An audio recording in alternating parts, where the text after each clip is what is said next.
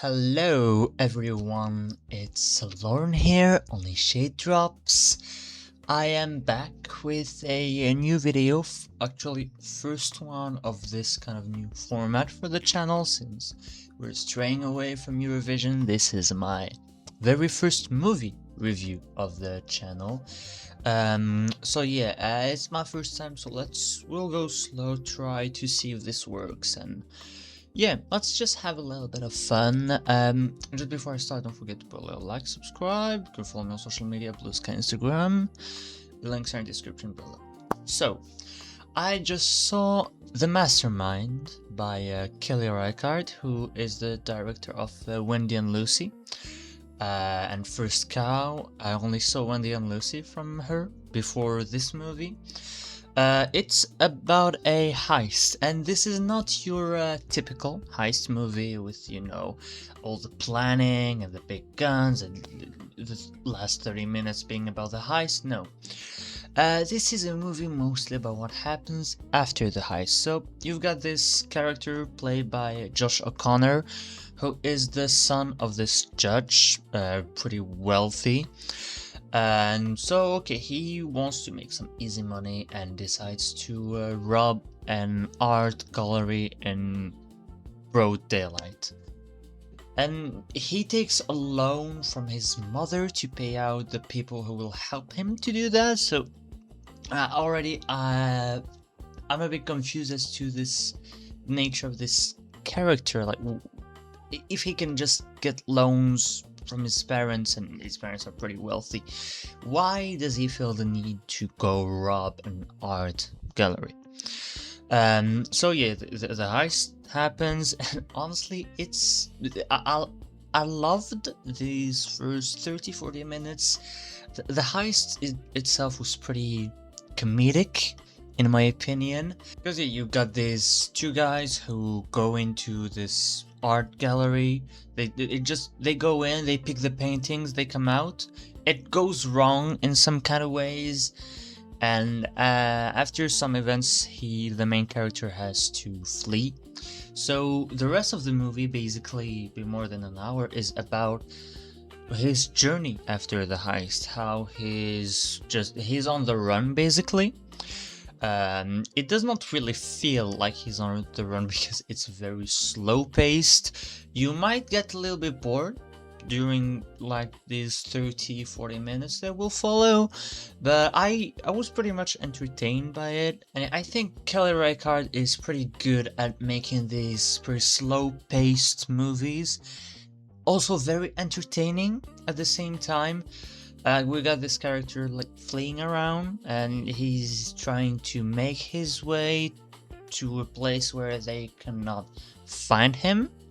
I mean the police, because people are looking for him. He gets out because his father is a judge, so that gives him a little bit of time to manage to have a plan to get out. But he's basically making a lot of wrong decisions already with the heist and with what comes after.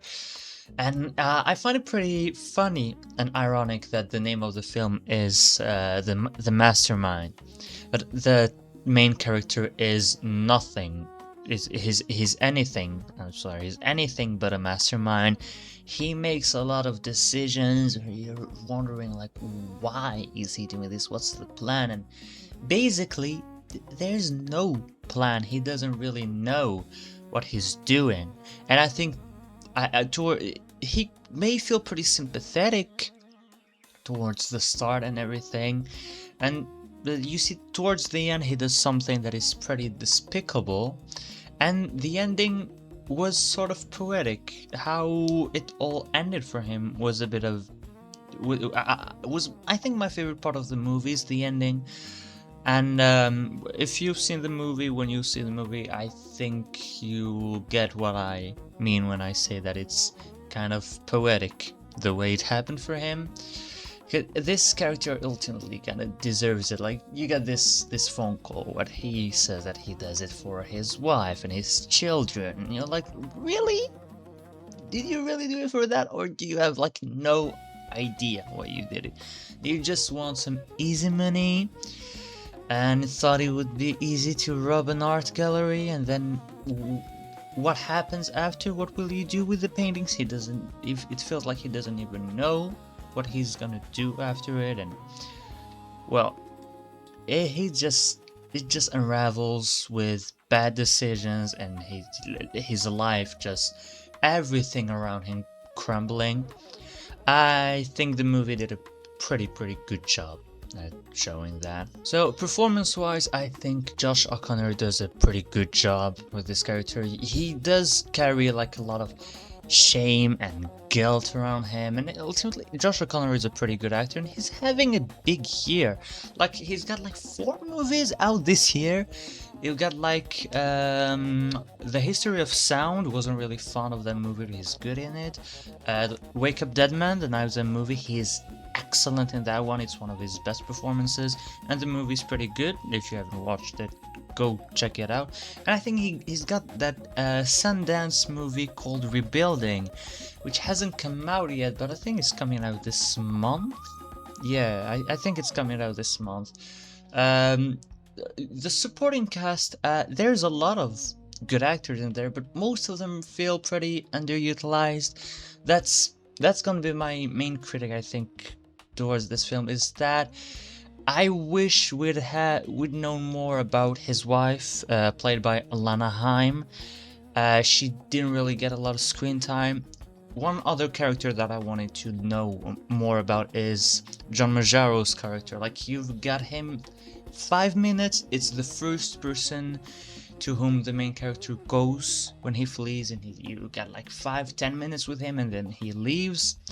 And I really wanted to know more about this character, and John Majaro in these few minutes really managed to show a lot of humor and kindness from that person, so I was really curious to see how that relationship would evolve, but nothing really happened there.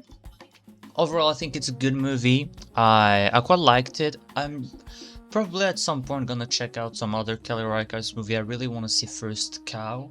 But yeah, alright, that was my first movie review of this channel. I don't know if it's good, I don't know if it's bad. People, please tell me in the comments, tell me what you thought about the film. I'll see if I will do other videos. I will do other videos like that, but see how I can improve. So yeah, that was the first one, and I'm pretty happy. I'm pretty happy to have done it. So thanks all for watching. Hope you liked it. Bye bye.